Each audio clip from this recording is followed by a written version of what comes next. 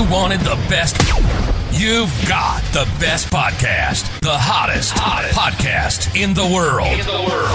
The Chris Voss Show, the preeminent podcast with guests so smart you may experience serious brain bleed. The CEOs, authors, thought leaders, visionaries, and motivators. Get ready. Strap yourself in. Keep your hands, arms, and legs inside the vehicle at all times, because you're about to go on a monster education roller coaster with your brain. Now, here's your host, Chris Voss. Hi, folks. It's Voss here from thechrisvossshow.com. Ladies and gentlemen, we've been bringing you the Chris Voss Show for over 21 years. Jesus. Wow, that's really old. We've Chris Voss Show for over 16 years, going on 17 and 2,100 episodes. That's where that comes from, going on 2,200. If you're not watching all the Chris Voss shows, and I know you are because you guys consume like 96% of every episode, refer the show to your family, friends, and relatives. Get the word out there. Go to goodreads.com/Chris Voss, LinkedIn.com/Chris Voss, Chris Voss 1 on the great tickety-talkety, I guess, whatever, and all those places on the internet. We have an amazing young man on the show today with us. We're going to be talking to him about his insights, his advisory towards CEO, and now he's kind of almost a doppelganger for the Michael Eisner.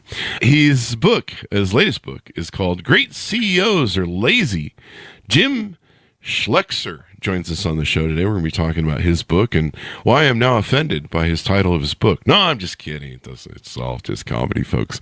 And Jim is an amazing author. You may have heard of him before and his work. So we're going to get into all that and the good stuff. So Jim is the founder and CEO of the CEO Project, a renowned executive coaching company specializing in high-revenue entrepreneurs. Jeff offers a distinctive CEO coaching program that combines peer group discussions with personalized one-on-one coaching sessions that are led by former CEOs. Were they great or were they just lazy? We'll find out. He was an advocate for the concept of the lazy CEO, emphasizing efficient delegation and time management as an essential traits for successful leadership. I think I see where he's going here. He is an active supporter of many nonprofit organizations and an author of the latest book aforementioned. Welcome to the show, Jim. How are you? Great, Chris. Thanks for having me. Thanks for coming. We certainly appreciate it. Give us any .coms. Where do you want people to search you and stalk you on the interwebs? You can stalk me anywhere you want, but the best place to find out about us is theceoproject.com. So theceoproject.com. And we're set up outside your window in your office there, so we're just walking. Yeah, I saw the black van. I was going to call the cops. Binoculars. Yeah. Tip off. But yeah, we do that to all of our guests. So, nice. Jim, give us on the book you have, give us a 30,000 overview of what's inside. Most CEOs are consumed with the use of time. I mean, they're spending 70, 80 hours a week, and many of them don't get the results they want. And what we found is the really good ones focus on what we call the point of constraint, the most high-value thing in the business, and they spend 30, 40% of their time on that, and they kind of delegate and get rid of all the other baloney that they have on their desk. And yet, because of that, they get great results. So that was the whole idea of great CEOs are lazy. You don't have to spend 80 hours a week to get great results.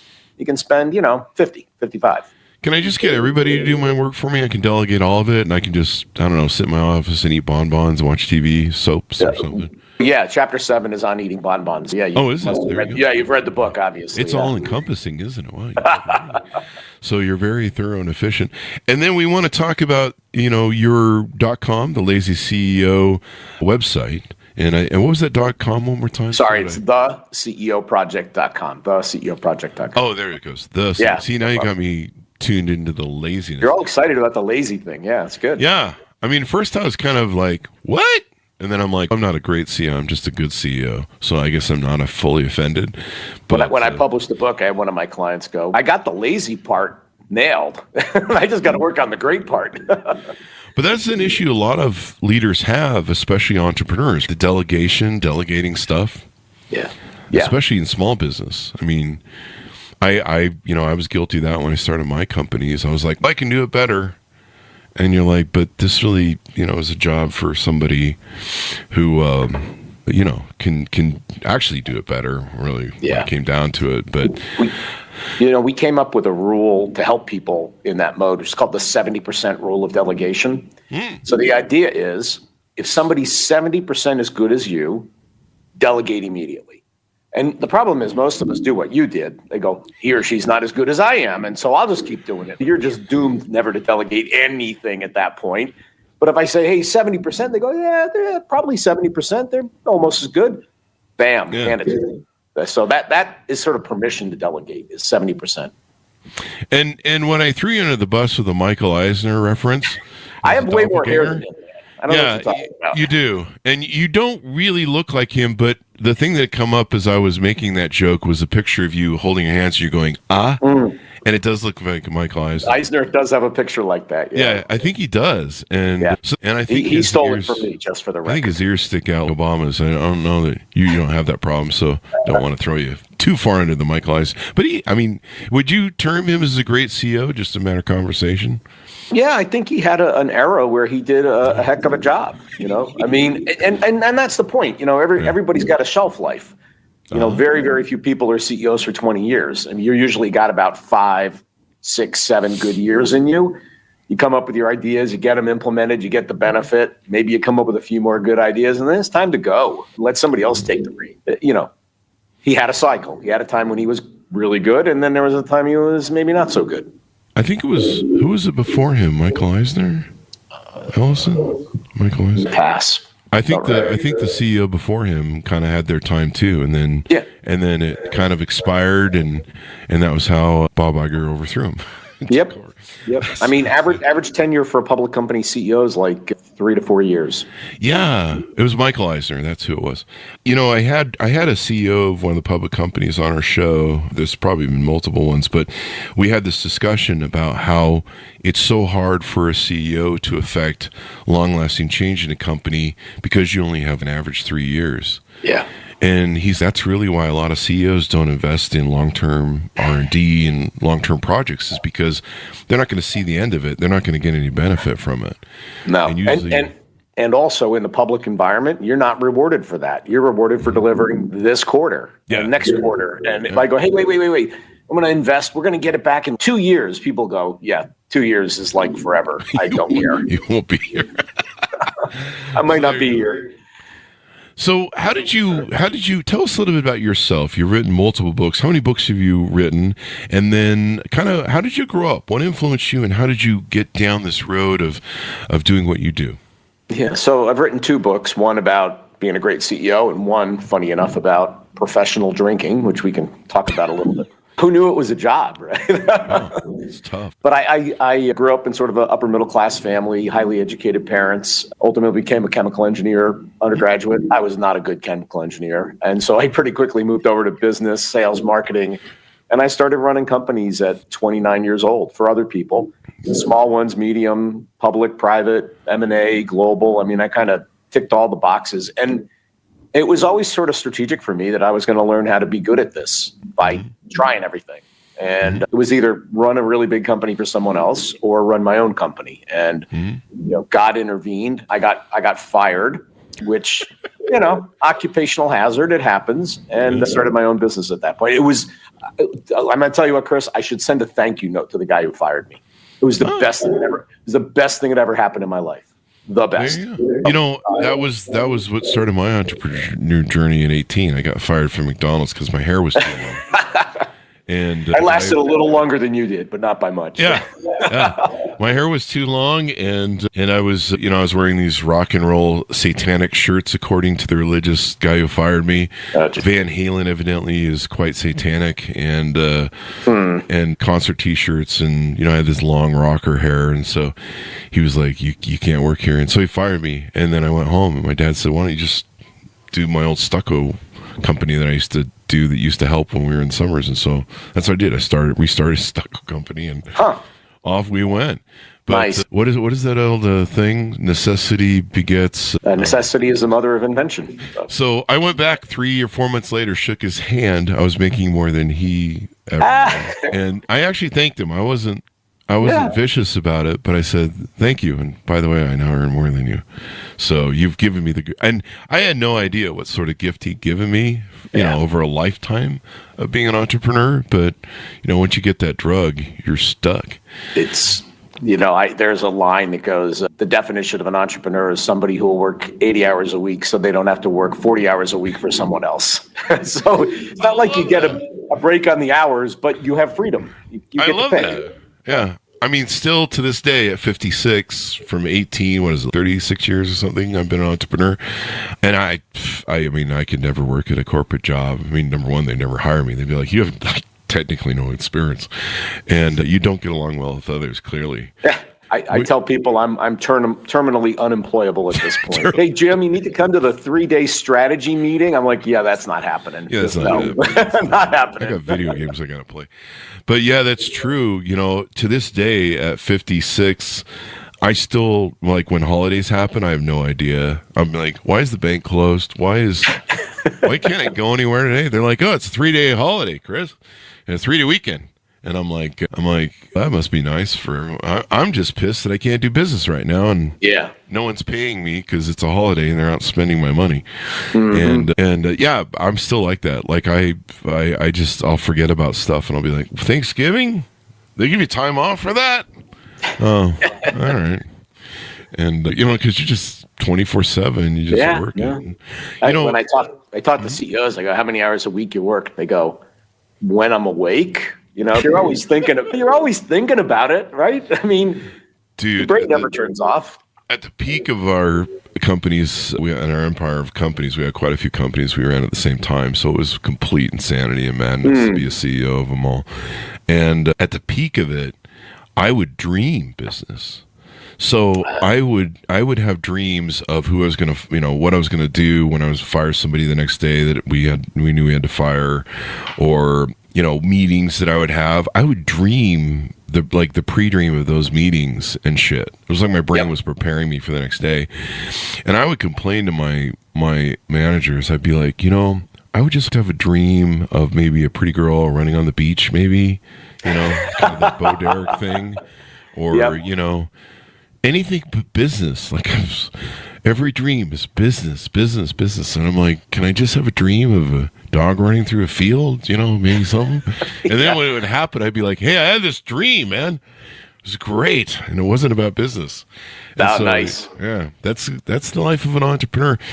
And what's funny is I follow a lot on TikTok, and there's a guy on there who buys and sells planes. He's a plane broker, and he's been doing it all of his life. And I think he's in his 60s. He's a pretty debonair, classic looking. Oh yeah, I know, Italian like an elegant guy. People come in to buy planes classy. from him. Yeah, I've seen him. He's awesome. Got like a wall of data that's really cool. And so I follow him because he's got a lot of class and he seems really cool and he knows what he's doing. But I'm pretty sure he's in his 60s. If he's in his 50s, life's been hard. But kind of like how I look. But I think he's in his 60s and he was doing a run through his day. He was showing what a day of his life is. And he actually goes to the gym in the middle of the day, which is wild. But in your 60s, I think you have to. I think it's a law. Just to stay alive, basically. Is that how it works? I play soccer, and I do mine the first thing in the morning, get it in, get those endorphins flowing, and I am ready to go. So I love exercise. I'm a do fan. It at night. I have to go at night. Yeah. I can't go to sleep if I do it late. I'm buzzing. I'm like, oh. I'm one of those weird people. I can drink coffee to go to sleep. Oh my gosh. Yeah. I have problems. There's issues, but at least we know what they are.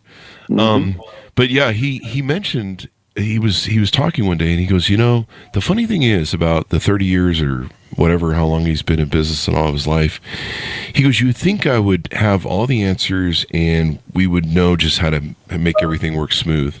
And he goes, but even after all these years, every deal is going to have a problem that has to be solved. He goes, that's all I do is solve problems. And it never ends. He goes, with new technology, with AI, with new stuff that's out, you constantly have to be on the cutting edge of that. And he goes, that's all I do all day long. Is I'm just amazed that I'm solving new problems instead of the old ones. And I was like, I think we should almost rename entrepreneurship problem solver. It's pretty much all we do. And I always thought that, eventually I'd be like, whoa, if I solve these problems, it'll just be efficiency. But no, man. You just have shit that catches on fire randomly. You got to put it out. Yeah. And, we run into that with CEOs as they grow.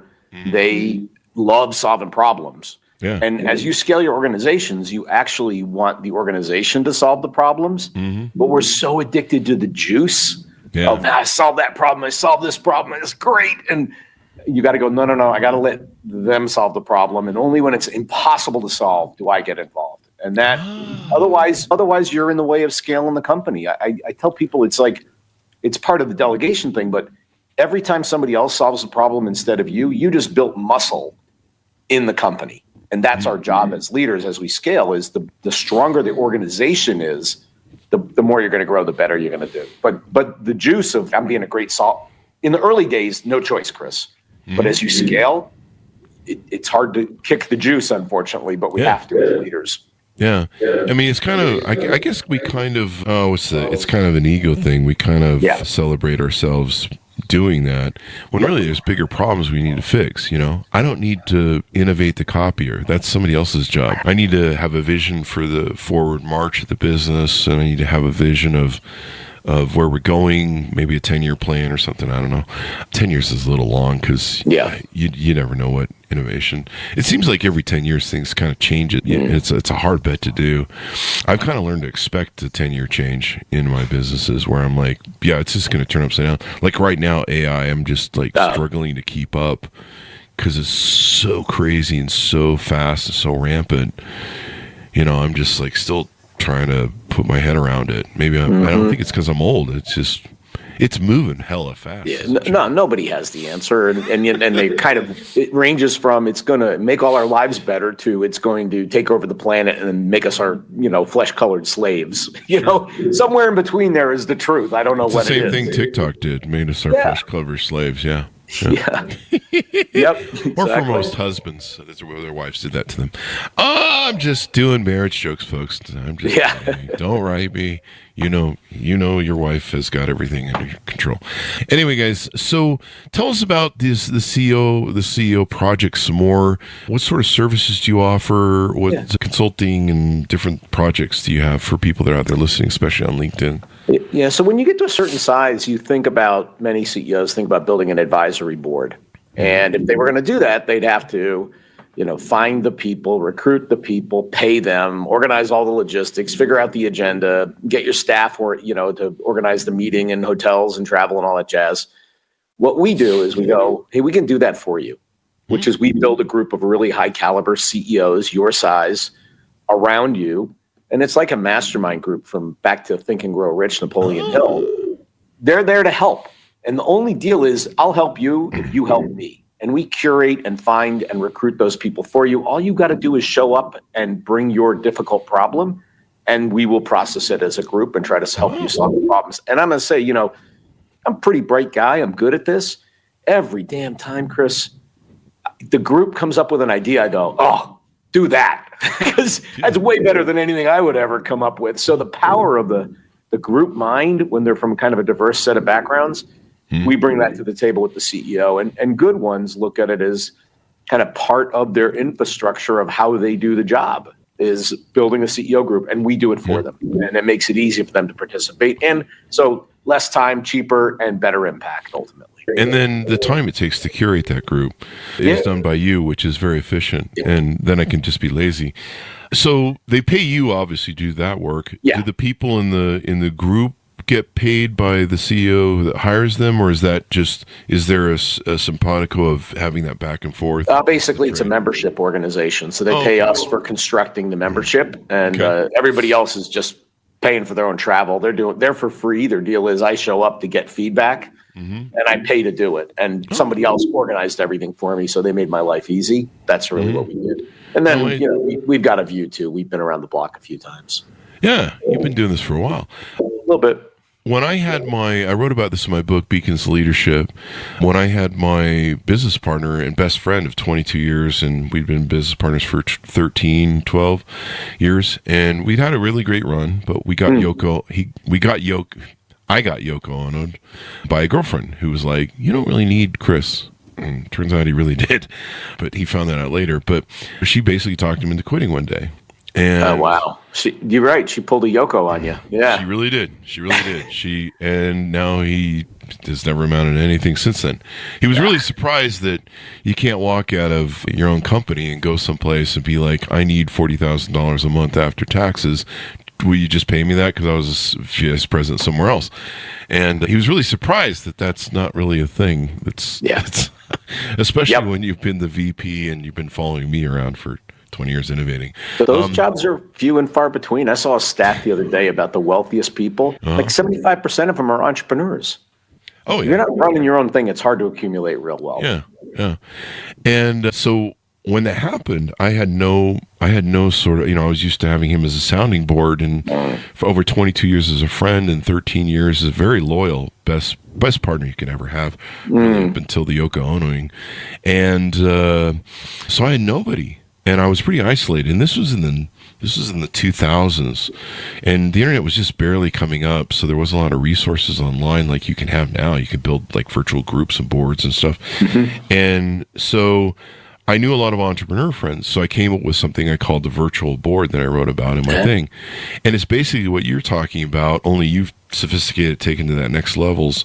But it's basically, I called up my entrepreneur friends and I said, look, I got nobody, and I really don't want to pay some fucking attorney. I really don't want to hire a board because, then you got power issues and all that sort of stuff. I don't share power, I guess, but I really don't want to pay for it. It was basically money. And so I said, look, I'll give you open access to me if you need to call me to run something by me, ask an entrepreneur question for whatever your field is. Some were like photographers, some were, they were all different fields. And I was like, but, if I call you and I need to bounce something off you, I really need to be able to make that connection, because usually I'm firing on all cylinders and I want to run with something. I want to innovate. And they're like, so I'll give you access to me anytime you need to call me. You can call me if I can call you at any time and do you. And it worked great. It was an amazing virtual board, but it was hard to. I was lucky that I knew enough entrepreneurs to curate it. Yeah. Nowadays, I kind of have a harder time because I've been so isolated. I work from home since 2004, and usually I'm looking for more people that are diverse, but also are kind of at my league, if you will. Yeah, and that's one of the key differentiators. Most peer group models, and there are a few other competitors out there, they'll take anybody of any size. Yeah. And, you're running a $30 million software company and you're next to a guy running a $4 million scrapyard. Yeah. And you're like, I don't know what I'm going to talk to you about or how you're going to help me. And the answer is they can't. What we do is, if you're $100 million, you're with other people in that range. So they're dealing with the same problems you are. And they go, oh, yeah, sales comp. Yeah, I just fixed that last year. Let me tell you what I did. Up. And you can take, half of it probably, and off you go. I think the other thing is all of our advisors are former CEOs. So it's not like I woke up one day and decided to be a CEO coach. I mean, I actually did the job for a long time. We got a little experience too. I love that because that can make all the difference. I mean, I keep private Facebook groups with high-income, successful men. I think I am, but I'm just really some guy who lives in the viaduct down by the river in a van. But one of his best bits ever. Yeah, so great, Jim Farley. But so I keep those friends. I learned a long time ago. What's that old line? The 5 or 6 people you keep around you become. Yep, so I quit hanging with the big, yeah. So I quit hanging down by the river with my friends, and we have some tents down there, and some meth and stuff. Anyway, don't do meth, kids. It's a joke. Yeah. Don't write me. Cops are knocking on the door now. Yeah, case of Pabst Light. It was great. Case of Pabst Light. And so I started collecting friends around me, and a lot of them are virtual, so they're international friends. But they're they're friends that go to Davos, and and they're people that are interested in putting a dent in the universe, and so. By keeping those people around me and having that access, but that's just kind of like a friend group for me. It's not really a business group, although sometimes I can run problems by them. But we're all in kind of different places. Like I don't go to Davos. I don't really even care to go to Davos. I don't even want to go to Davos. It's fucking cold. If they had Davos in the summer, I'd go. But I just really don't care. And Bill Gates isn't going to do anything for me other than I'm teasing him about something. I'll be like, hey, I got this blue screen on my computer. Can you help me? And so For clients that you're looking for to work with your project, is there a minimum net worth they need to have? Is there a minimum, who are your clients, so that if they're listening out there, LinkedIn, et cetera, on the podcast, they're like, oh, hey, I'm a fit. I'm that guy or gal. I'm not going to get rejected by Jim going, no, we're not working with you. Unfortunately, we do that once in a while. But minimum revenue of $20 million. We prefer 25 or 30. A learner, humility, but a performer. So that's a combination you can't always get, like high performer with some humility that says, maybe I don't have all the answers. People that think I have all the answers, I'm like, yeah, okay, great. We're not for you. That's fine with us. You solve your own problems. And then our largest clients are about $2.5 billion. $2.5 billion. Yep. We'll go that big. Yeah. I do $2 billion in sales if I write the check for it, but the check's perfect. Sign them up. But no, that's a humility. That's got to be a little hard, because we're kind of, number one, we usually have the ADHD CEO disease. So there's that complication. I was doing pretty good with mine at 56. And then I started taking testosterone replacement, and that shit came back like a fire, man. I thought I had that ADHD managed. Oh, it's back. It's back. Bro. And, yep. But also the humility part, because, normally we have some pretty dark triad traits, Machiavellianism, psychopathy, narcissism, you kind of, I think you have to have a little bit of narcissism to get up on a stool and bark at people orders all day, or, you're trying to bark your vision at them and you think that they give a shit or something, but you're paying them to. So that's the only reason they're listening to. But, there is kind of that. So I imagine it might be hard I'm not sure I'm fully humble.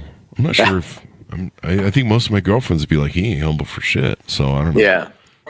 We kiss a lot of frogs to find a prince. So we're not for everybody. But most people. My girlfriend says that too.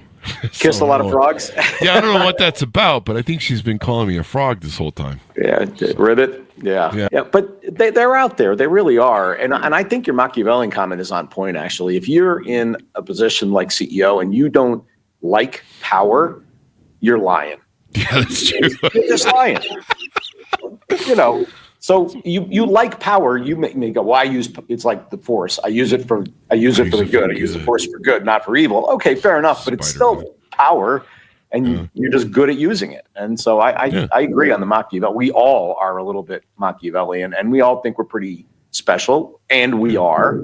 Yeah. But you got to be able to suppress that a little bit sometimes. So my girlfriend says I'm special too. So does my mom. But I'm not sure. They look at me kind of in a short bus sort of way. Yeah. You're kind of special. My husky does that as well. I get side eye from my husky and lots of judging, but that's how they work. So you got to be humble. You gotta have some honesty, and that's the thing I was humbled by early on in my CEO thing. I smacked a lot of new companies out of the park, and I was just creating endlessly, and then suddenly that bat went bad, and I smacking home runs after about 4 or 5 companies in a row, and people around me were like, maybe you lost a touch. And I had to learn I wasn't the purveyor of all the greatest ideas in the world, even though my title was CEO. That, and fortunately I'd read Peter Senge's book, The Fifth Discipline. The Fifth Discipline. And so my cultures that I'd always been pre-building in my corporations was trying to build learning organizations. Yeah, good. And we used to have this, one of our learning organization rules was there's no stupid question. The only stupid question is the unasked questions. So please ask questions. Because the one guy who slept through training, who didn't ask questions because he didn't learn anything, is too afraid to tell you he didn't. He's going to be the guy who blows up the $30,000 machine. Yep. And, we used to joke though. We go, there's no dumb ideas, but that one is really close.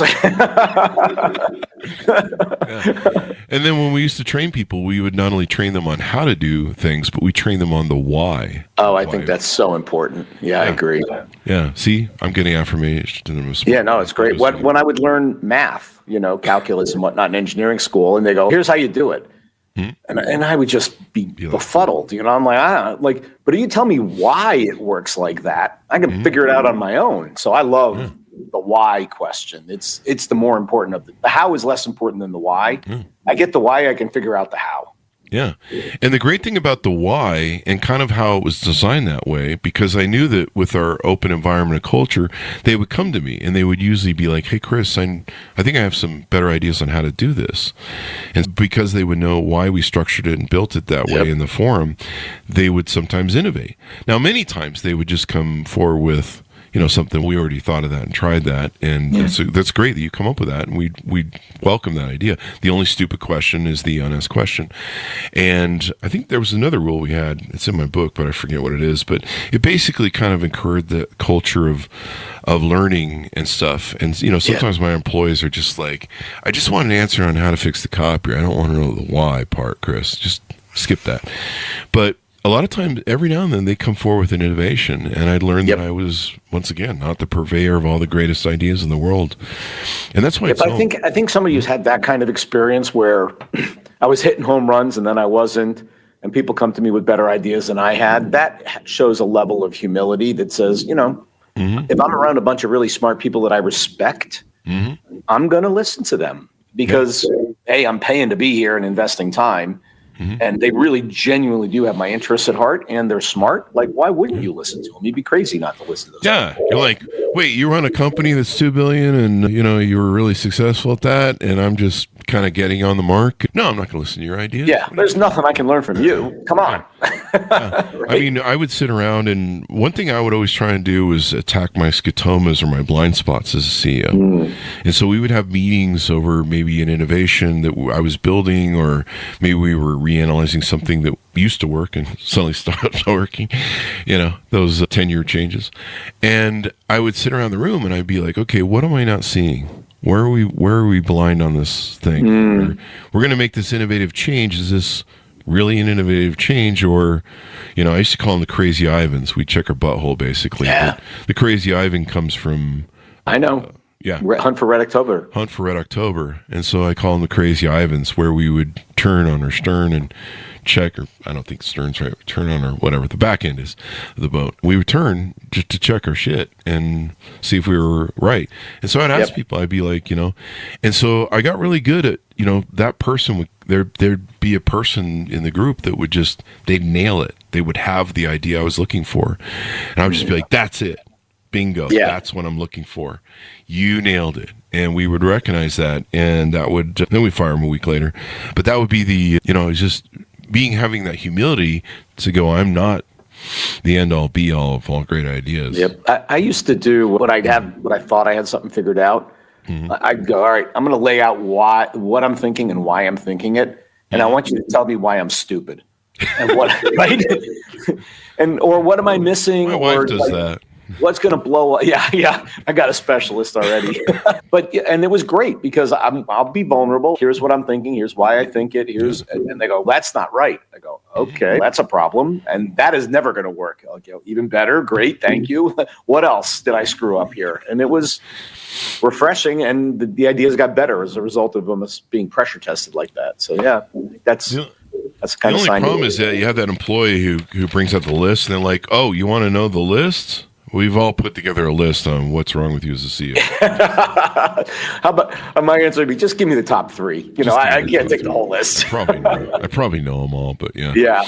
Probably. Yeah, there's probably a lot of Ayn Rand sort of CEOs, Machiavellianism. I love Machiavellianism is a necessary thing. It's part of the game. He was a smart dude, and a lot of CEOs were influenced by Ayn Rand. The idea of objectivism and it is what it is and performance rules. And so there's some good stuff in there. I mean, everybody anybody who lasts, there's always a couple of good ideas in there. Maybe not everything, but a couple of good ideas. Like Senge's book.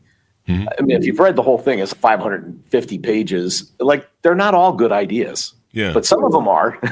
Yeah. I had that with Tom Peters. I studied a lot of Tom Peters. I prepared years because I didn't go to college. I prepared years and basically gave myself my own MBA, only the way I wanted it as a CEO.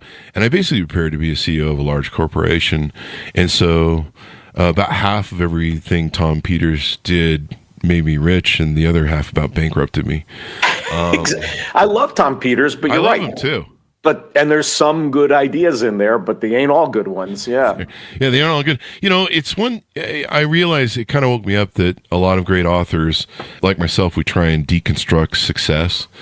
And sometimes you really can't, you really can't capture the lightning in a bottle. Sometimes there were, other things, that were mitigating factors and stuff. So thanks to Mike out there for the live. Keep up the great work, folks. I think is that Cartman from South Park? Yeah. I didn't know he watched the show. But yeah. We run into that on some CEOs once in a while. And let's say they like you did, early days, they had a couple of big hits.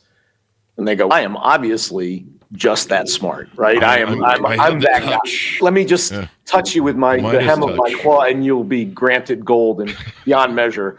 And the reality is, like, sometimes it was the circumstances. You just got lucky as heck. You were in the right place at the right time, dumb luck, and you won. And then the next time it doesn't work, and they got to really check themselves, because they go, wait a minute, I'm the man with the golden touch. And it ain't working anymore. What happened? And the reality was you overestimated your impact on that situation as opposed to exogenous criteria. Like things were just happening around you, Market was moving up like crazy. You rode the wave. Just quick story. We had one company, one division, they came in and they're reporting their results for the year. They go, we are up 38% year over year on revenue. Like, man, that's amazing. We go, what's the market up? And they go, 55. We go, wait a minute, you lost market share. Everybody else in the market.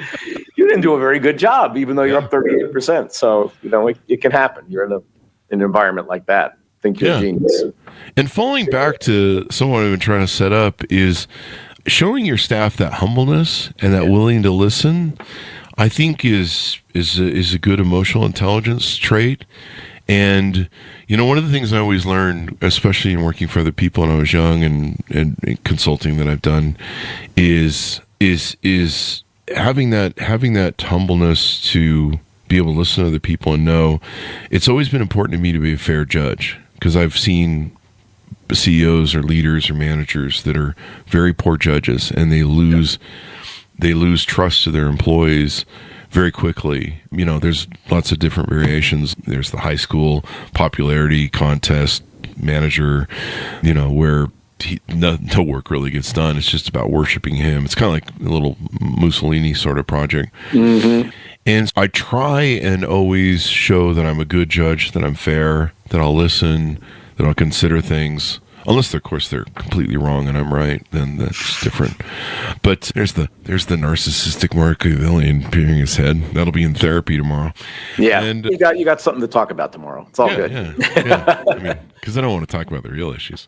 Yeah. Anyway, but showing that humility, that emotional intelligence and stuff, I think is a really big deal. Yeah.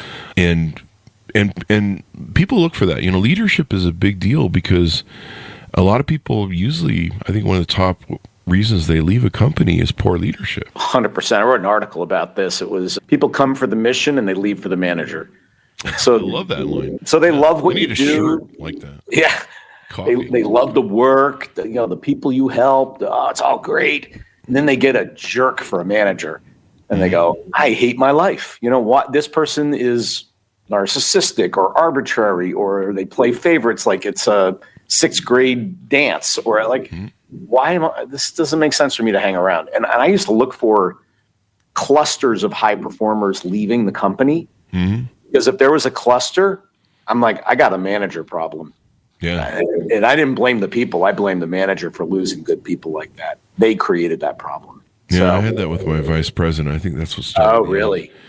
Yeah, we had 16 people quit our telemarketing department. We had a huge dialer of about 100 people in our mortgage company that was on a dialer, and one day we had 16 people quit. Wow! And when I called him up, he was upset and quit because I'm tired of being a CEO or this entrepreneur shit. And but yeah, it was. I guess one employee. I don't know if it was so much a management thing, but one employee had really been a mole. And it talked to everybody about what horrible people we are. And I think our corporation was nice people, but of course, clearly it was talking about me. I don't know. I have no idea what they were talking about. But basically, one guy talked 16 people into quitting one day because we were so bad. Man. People. And they walked off the job like a protest. And so I was just like, whatever, man. it would be nice to know what the fuck was going on there. But he oversaw that department, so I had to defer to him. But maybe that was a problem.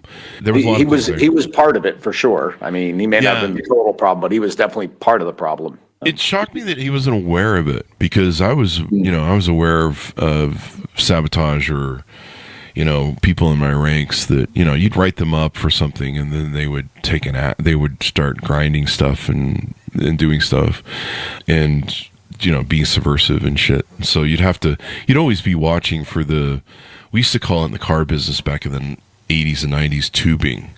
And so it would be tubing an employee, basically depressing them and getting them to quit by just telling them how horrible everything is. And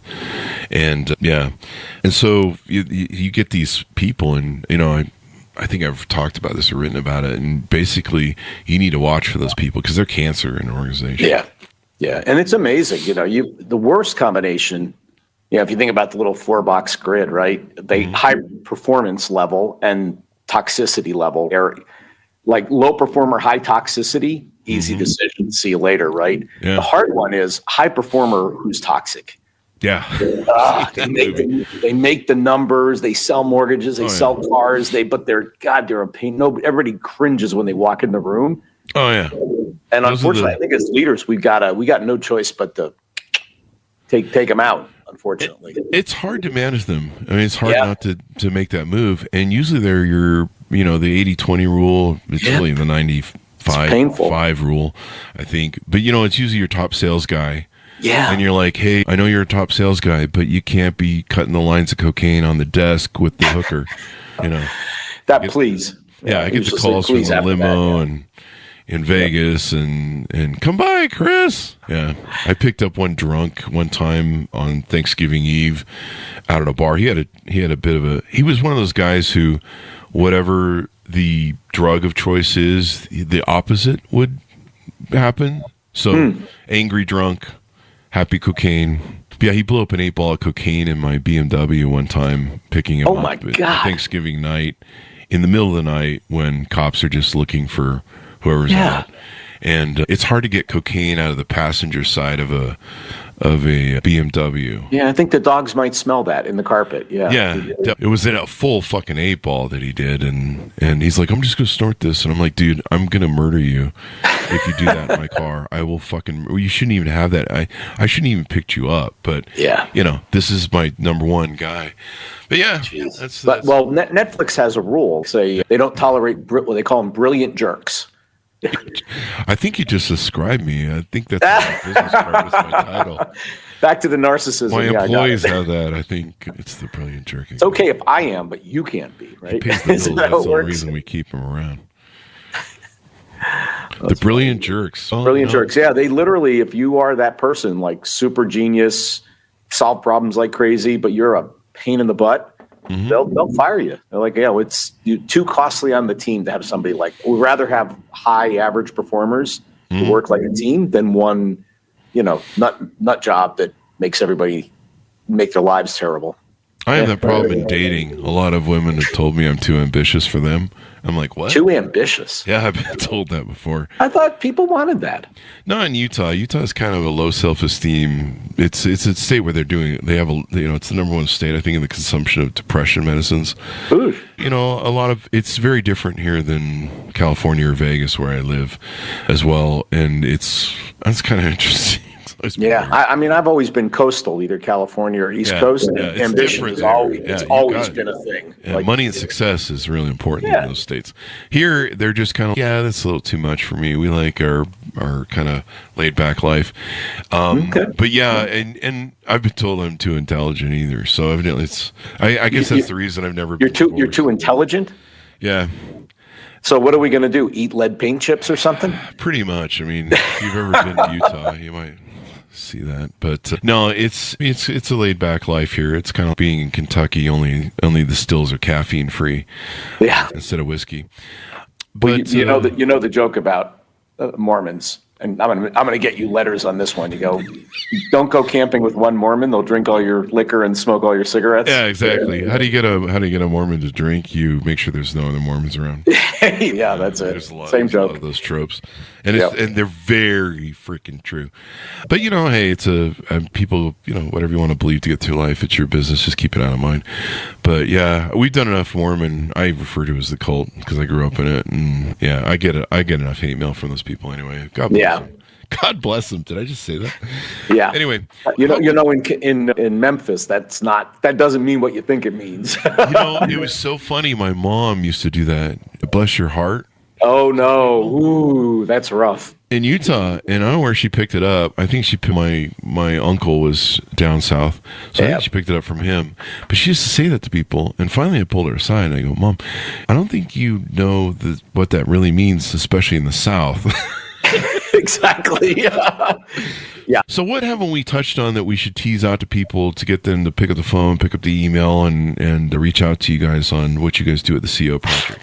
This idea of focusing on the point of constraint, or what we call the kink in the hose in your business, it's the secret to getting amazing results and not working a gajillion hours. And it's simple to learn, hard to do.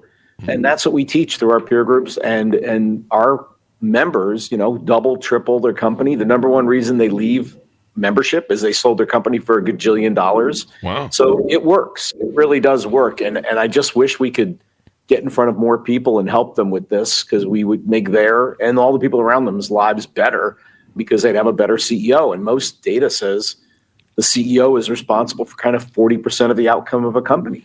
So better CEO, better outcome. And that's what we can help you with. So if you fill that bill and have some level of humility, we'd love to talk to you.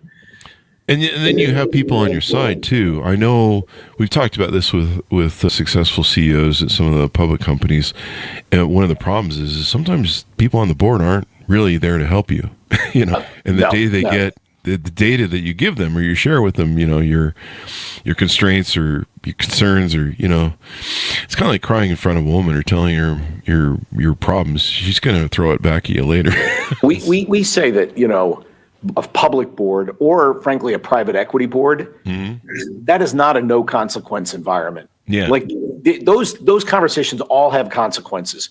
You have a peer group like this, an advisory board like this, you can go, hey, I'm not completely certain what to do here. Yeah, and it's okay. You can't say that in front of you. Tell it to the board, man. Right? They go, have a vote.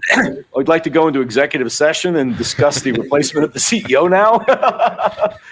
It's all over. Give us your final thoughts as we go out. Tell people how they can onboard, reach out to you, get to know you. I don't know if you want to plug the CEO Summit. I see something about that on your website too. Yeah, please do reach out to us. We're all over LinkedIn. Go to theceoproject.com if you're interested in having a deeper conversation. I'll be the guy who talks to you. You get to talk to Jim for whatever that's worth. All right. And we'll see if it's a fit. Sometimes it is, sometimes it isn't. And if you want to grab the book, Great CEOs Are Lazy, I should probably add like runaway bestseller or some fancy word like that. But anyway, you can pick it up on Amazon, Audible, Kindle, or hardcover. And if you listen to the audiobook, you get to hear me speaking it. So if you have any trouble sleeping, people find that useful. So anyway, that's how you get a hold of us. We'd love to chat with you. Fits the bill. I have a feeling that my employees are going to listen to this episode when they edit it and stuff, and I know what books I'm getting for Christmas. I'm going to get 5 of your book. I tell people, they go, oh man, my boss could use that book. I'm like, you remember the commercial where there were 2 people in the hallway and they had a bottle of Scope, and they're like, I don't want to give it to the boss. You give it to the boss. Like, you're going to put the Scope on the boss's desk, right, to tell him or her that they've got bad breath. I'm like, you really going to put Great CEOs Are Lazy on their desk? Who's doing that? You got to have a lot of guts to do it. So hopefully you didn't get your head lopped off. So thank you very much for coming on the show, Jim. We really appreciate it, man. That was way fun, Chris. Thanks for the time. And I love the concept and idea. I've checked my attorneys because I came up with a virtual board concept in the 90s. We may have to talk privately. No, I'm just teasing. I'm just doing jokes, folks. I promise I won't charge you royalties. You're good. Yeah, okay. You've taken it to the next level, which is great because it is hard to curate. Like, I try and curate in my local friends group, those private groups I have that, they're kind of for business, but they're really just men who are in the same space that I am, that, we're up on that high wire. Yeah. And people, people always come to me and they're just like, it must be so nice to do what you do and you love it and you can do what you want. And I'm like, no, I live in a gilded cage and a high wire. Yeah. And the higher it goes and the more I make and the more successful we are, the more I look down and you realize how alone you are. It's really lonely. Yeah. Because they say it's a lonely job. I had one CEO I was talking to, and he had some law change, and he had a $700,000 tax bill that arrived that he was not expecting, right? Mm-hmm. So we talked about ways to manage it and mitigate it and whatever. And afterwards he goes, there is nobody I can talk to about this. Yeah. All my hunting, fishing, biking friends, none of them would understand this on any level. So it's hard to find people who can get it. Really, I've tried to talk to people when I'm playing Call of Duty, but the gaming community isn't really evidently. And they go ja ja ja ja ja. And they're like, "What? What the fuck are you talking about?" Yeah. And I'm like, you should also change the batteries in your fire alarm. So anyway, thank you for coming on the show. That's a big thing in gaming. There's a lot of people that they get used to that beeping fire alarm, low battery noise, and so you'll be gaming, and all of a sudden you'll hear this beep, beep. Oh, that's hey, funny. Dude, have you changed the battery in your fire alarm? And they're like, what are you talking about? I'm like, maybe you should take a break from gaming for a bit. How about go take a shower, change your underwear and change the battery in your smoke detector. And they're like, no, I don't know how to do it. I'm like, you open it up and you replace the batteries. Like, I didn't know this was like a skill set you had to go to college for. But definitely there's a lot of people that they get used to it. Me, I hear that beep once, I go mentally apoplectic. I don't know. Anyway, thanks, Jim, for coming on the show. We really appreciate it. Thanks, man. Folks, check out his website and order up the book wherever fine books are sold. I'm trying to get it to come up. Give me the title of the book there, Jim, as we go out. Great CEOs Are Lazy. You'll find it on Amazon. And you can give it to me over the holidays. Thanks, everyone, for tuning in. Be good to each other. Stay safe. We'll see you next time. And that's